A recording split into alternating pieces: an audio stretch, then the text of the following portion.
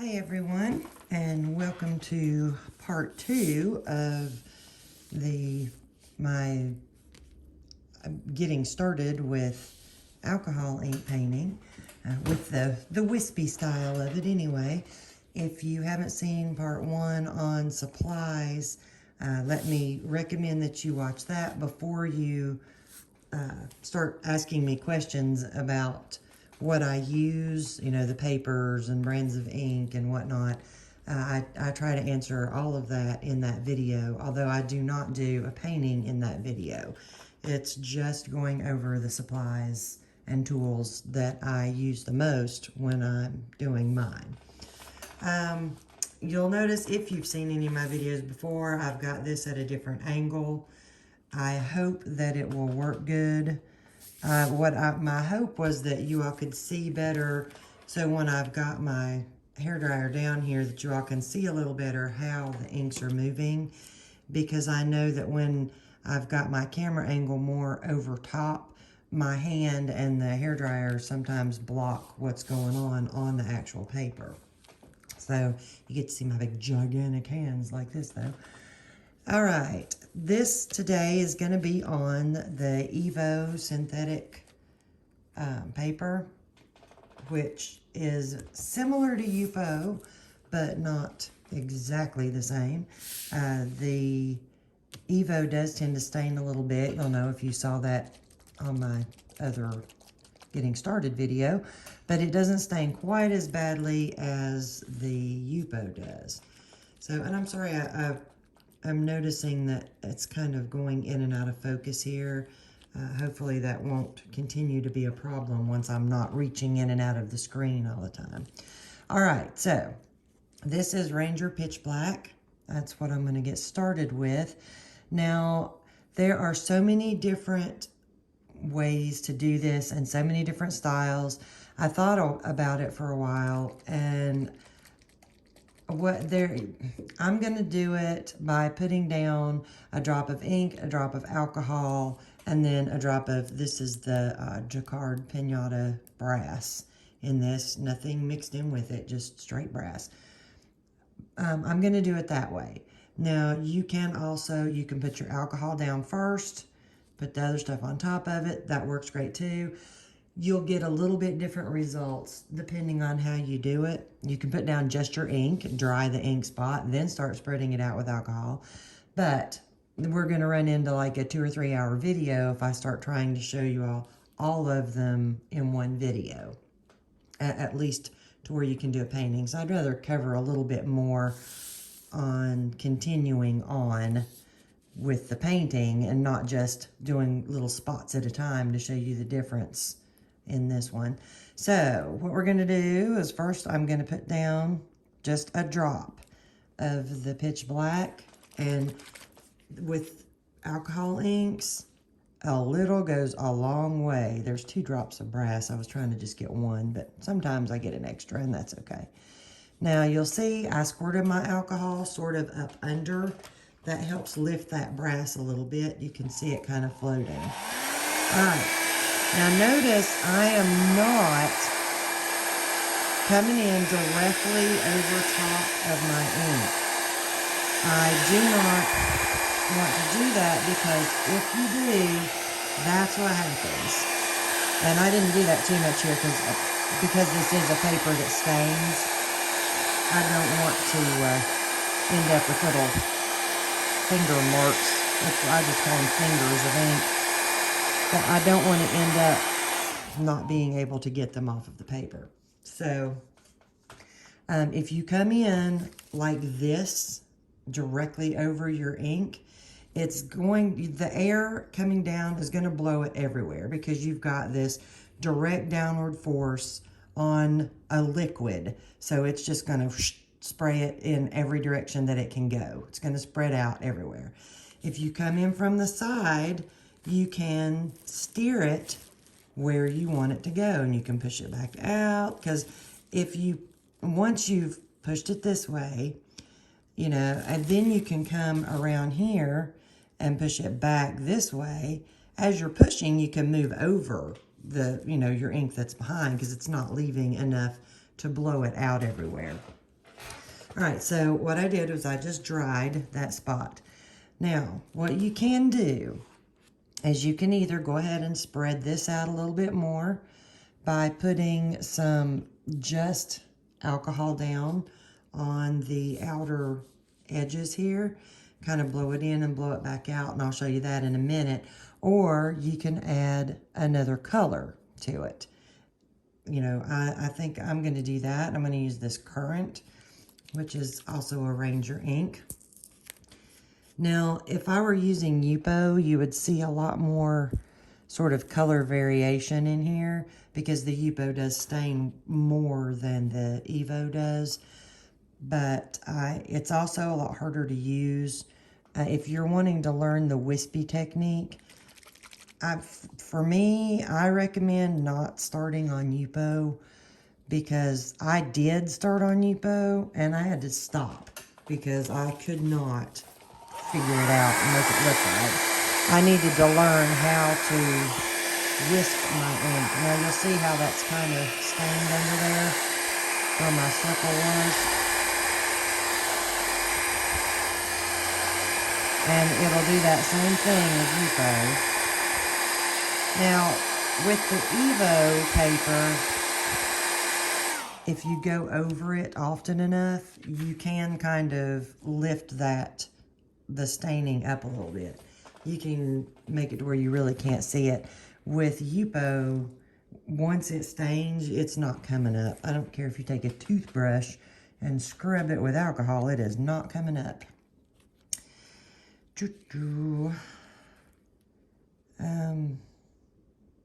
All right, I'm going to go ahead and do another spot of ink out here. You got to watch, see how that little drips on the end of my thing? Sometimes I'll tap it to get that little drip off because I've had it drip somewhere out I didn't want it to before. All right, so squirted sort of up from underneath. So it's got my brass floating. I think I just stuck my finger in it. Excuse me. I'm having allergy issues. My throat drying out a lot. And you can see I got a little tiny finger of ink over there.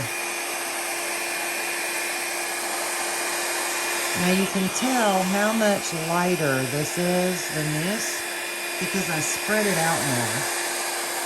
It's got a little, I put down a little more alcohol on this one, and so it spread farther, so my color's a little more pastel.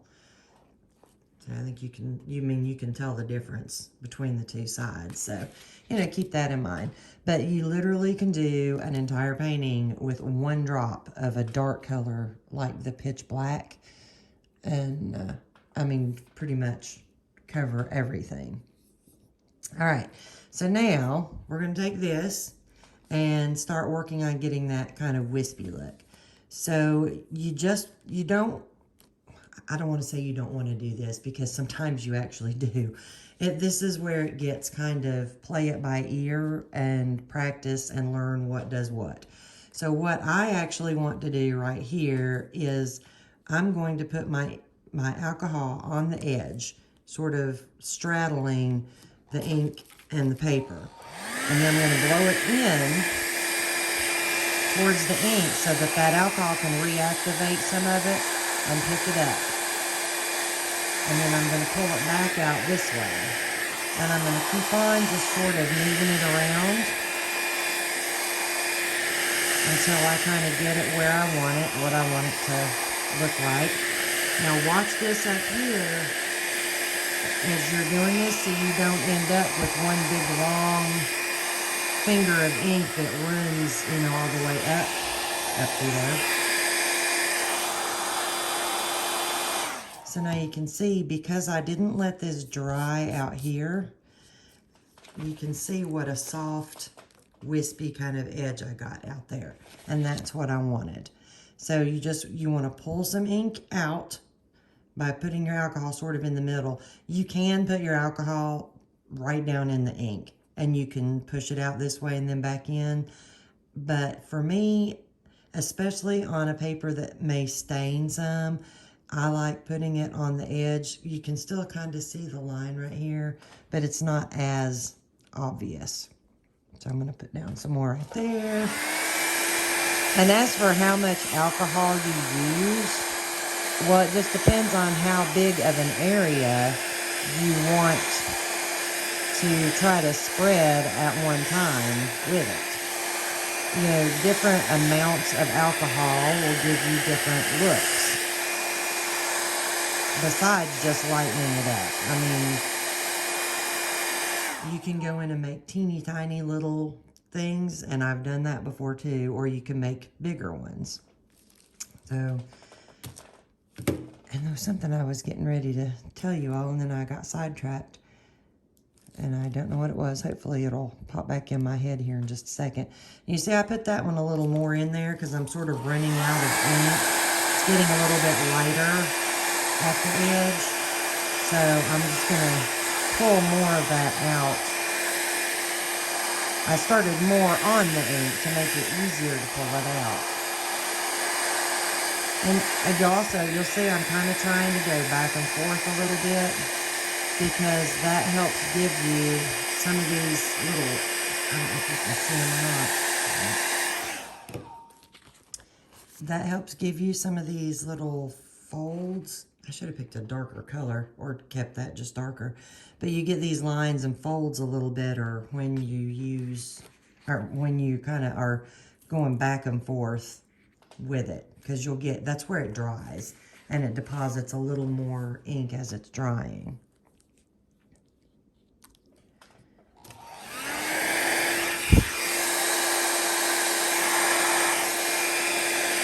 So if you've got something that you really like on your painting, like I really like this little vein of the brass coming down through there, be real careful not to go over it, or to go over it very, very, very little.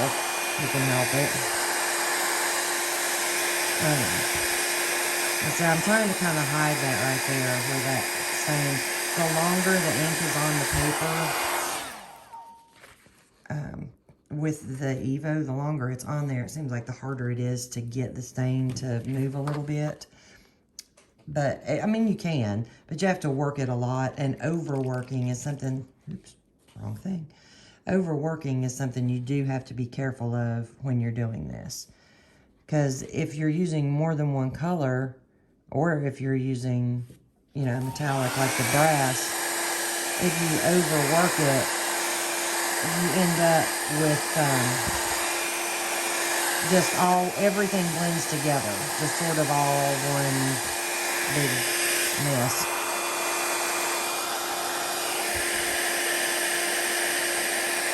If you keep working the brass too much, it will actually blend in with your inks, and you'll just end up with a kind of a thick.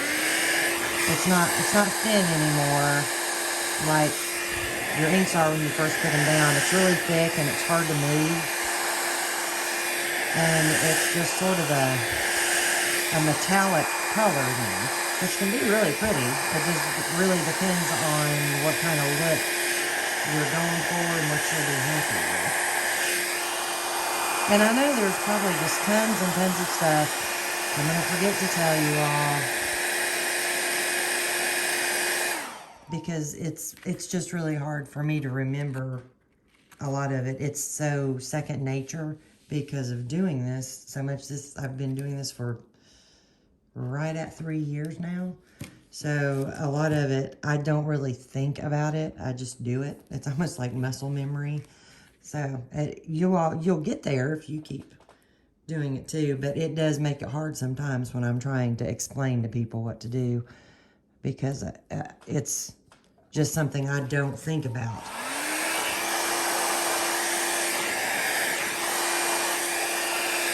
I am using the cool setting on my dryer, like I told you in the part 1.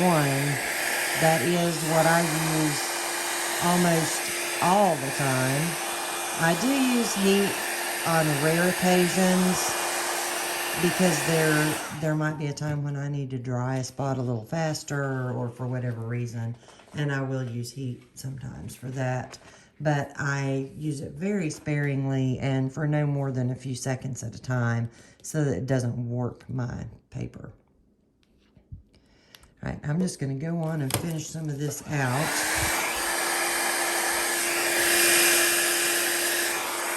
Sorry, I'm hoping that the dryer's not blocking too bad. All right, I'm going to put a little more alcohol out here. And the reason for that is because I don't want to let this get on the dry part of the paper. When your ink hits the dry part of the paper, you're going to see more staining, and it's also just going to kind of stop moving good. So that if your ink color comes out to here, like all your liquid part stops right here, when you blow it back in, you're going to have a definite line there. You know, it's going to be something like this, except it's going to go, you know, all the way around wherever you blew it out. So that's the reason that I keep sometimes you'll see me put alcohol down on the outer edge, even though I still have plenty of liquid puddle left to work with. All right, let's go back to it.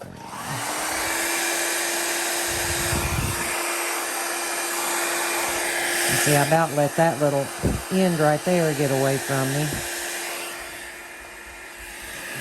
Having to work a little awkwardly where I've got my camera in a different place than I normally have it.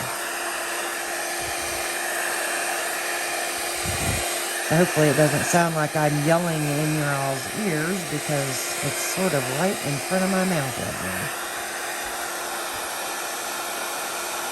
now. All right, so now you can see, this is what I was talking about up here.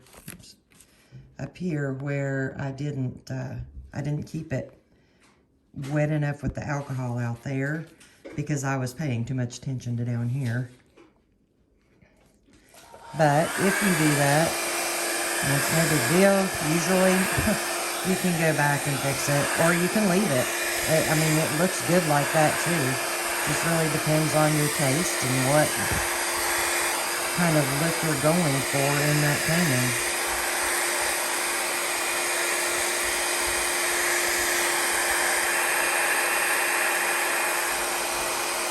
Now you can see how shimmery this looks. That's where the brass is blending with the currant. Is that what I used? Yeah, currant. I had to stop and look. I forgot if it was cranberry or currant that I used.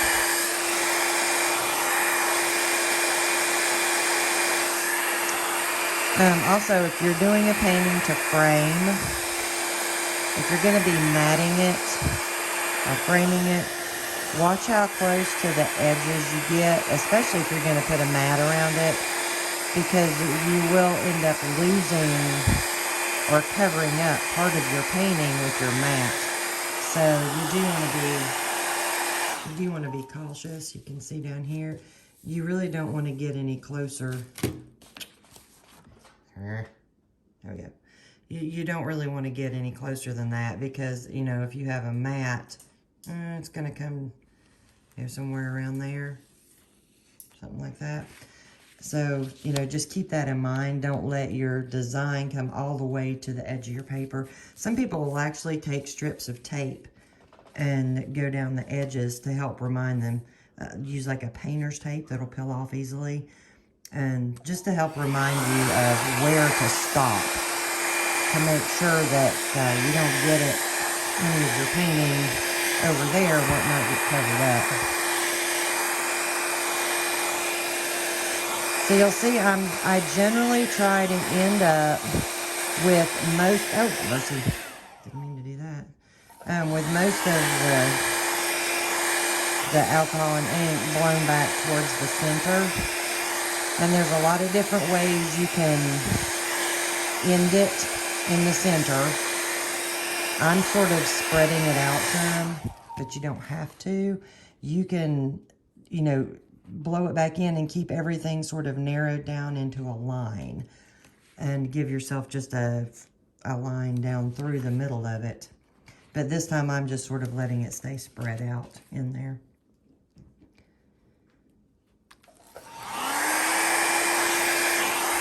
That was a little more alcohol than I meant to put down right there, which is fine. It's not going to hurt anything.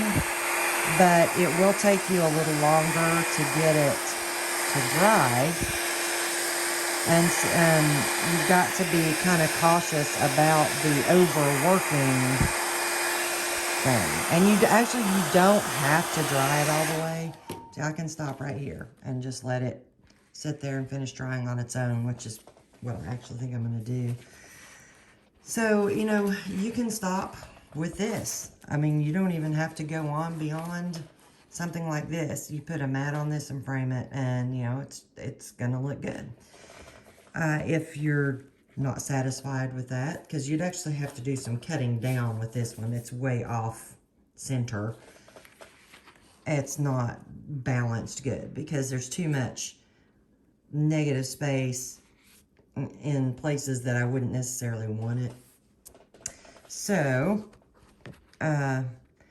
if I'm trying to decide. I started to say I'm not going to continue on with this one since it was just sort of a, you know, keep this in mind kind of thing. Here's how you get the wispy edges and, you know, don't put your air right over top of your ink kind of video. I didn't want it to run on super long, but I may, I think about, I'm going to put, I have a bottle of Cool Perry sitting here. I'm going to put a little lid out. Now, Cool Perry is a very pastel color. When you're using the pastel colors, which I'm actually going to put the Cool Perry on top of the black because I want it to blend some. When you're using a color that light, it's very pastel, you are generally going to have to use more than one drop. Otherwise, you're not even going to be able to see it on your paper. So, just something to keep in mind.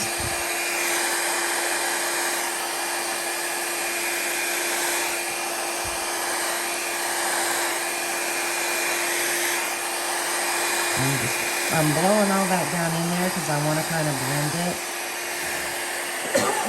But I don't want it blended so much that it becomes one color. And I'll dry this because I'm going to pick up my paper, so I don't want to have that running down the paper too much. Alright, so you can see in here how these are just, you've got this color and you've got this color and then you've got this color of them blended together. And you got this color, which is a little different. So if I moved that too much, then it's just all gonna mix together into one color, and that's not what I wanted there. So now if you get these, this is where the brass went out and didn't come back. If you get that and it bothers you, because some people it does and some it doesn't. My husband loves it. He absolutely loves the way it looks when the brass is out there. For me, it kind of bugs me sometimes. Once it's completely dry, you can do that. And voila. See there? You can just, once it's totally, the brass is totally dry, you can just rub it off with your finger. If there's some that you can't get rubbed off with your finger, you can use a cotton swab with some alcohol on it. But that is a little trickier because if you start getting it into where the ink is, then you have to be really careful not to leave it just a swipe mark or something in where your ink is. So what I would have liked better is if this whole thing were up, because I would like to come down here with some of the Cool Perry, but because of the positioning of where the ink is on the paper right now, I'm going to go up with it instead. But I'm still going to sort of come down in here so that it can start picking up some of the other colors. Oops, probably should have just done one drop of that. Now you see I sort of went from this direction. I didn't put it back toward the middle because I did want it to blend and pick up with some of that black in there.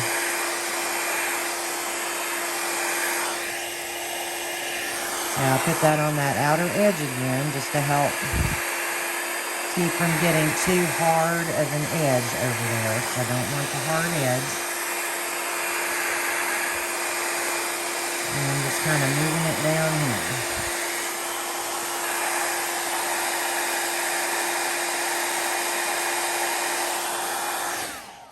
And I think I'm still going to come down here with some Cool Perry because I mean, it looks okay, but I just don't love this part. There's just something about it for me that, you know, and it's probably just me and nobody else would even think about that. But for me, I'm not in love with it. So I'm going to put a few drops there. And I'm going to try not to get too much because I am, you know, going to end up with it fairly close to the bottom. And I don't want to, I didn't get enough of that dark in there. I don't want to get so close that I end up losing, you know, part of my painting if I decide to put a mat on it. So, going to be real careful with that. And you'll see I'm just corralling the ink. There's a lot of what it is. One of my viewers was one of my absolute favorite comments I think I've ever gotten. She called me the ink herder. I've had a couple call me the ink whisperer, but she called me the ink herder. And I love that because that is sort of what you're doing. You're herding the ink to where you want it to go. So I'm gonna leave this be. What I would do on this one, this is a 9x11 piece of paper, piece of synthetic polypropylene paper. So what I would do if I were gonna frame this is probably get like an 8.5x11 mat for this. Because see, I've got this large area of space right here, and it's just from here out over here. You can kind of see the edge of the ink. It's kind of, I'm sorry, the lighting in here is hard to turn this to where you can actually see where the ink stops, but it's like right here. So I've got maybe an inch from here to here. Sorry for my users, who is most of the world that uses the metric system other than us, because I can never remember my metric system measurements. But you can see this is the closest to the edge over here, and I've got a much larger area right here. So if I use a mat that's a little too small for this, I can, you know, I can off-center the mat, if that makes any sense. I know, probably not. But anyway, so that the painting's in the middle, and I don't have to lose any of my painting. Once again, after this has dried for at least a couple of days, and I say a couple of days because this, even though it may look dry, it's not. It's still tacky underneath. It's actually, that's probably still tacky on top. But so I let it dry a couple of days just to be safe. Then, you know, about 3 coats of this Camar varnish by Krylon, just a spray-on varnish. Let it dry good, you know, 30 minutes to an hour between each coat. Just depends on how warm it is outside. Don't do it inside.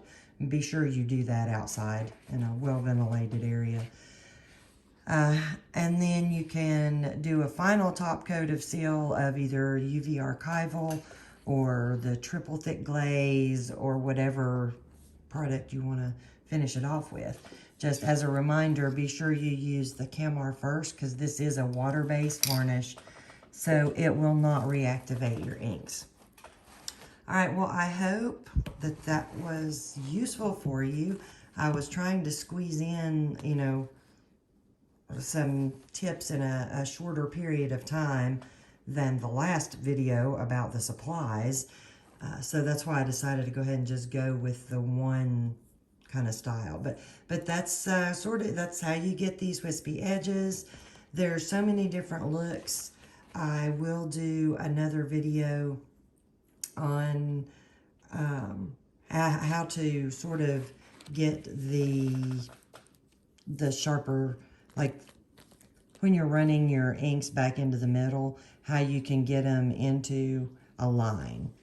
I'll do another video just on that. But if you haven't watched any of my other videos, you know, go check them out. One thing that I usually try to do, actually I don't even try, this is just what happens. It's almost like a stream of consciousness thing.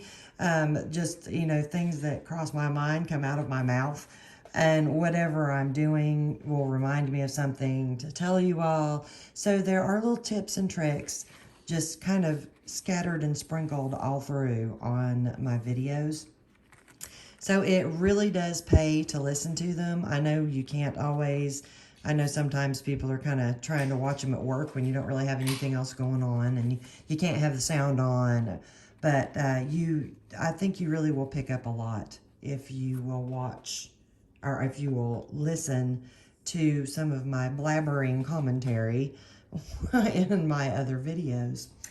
All right, well, I hope that this was helpful to you all. I hope all of you have a great day. I love all of you, and I will be back really soon. Bye, everyone.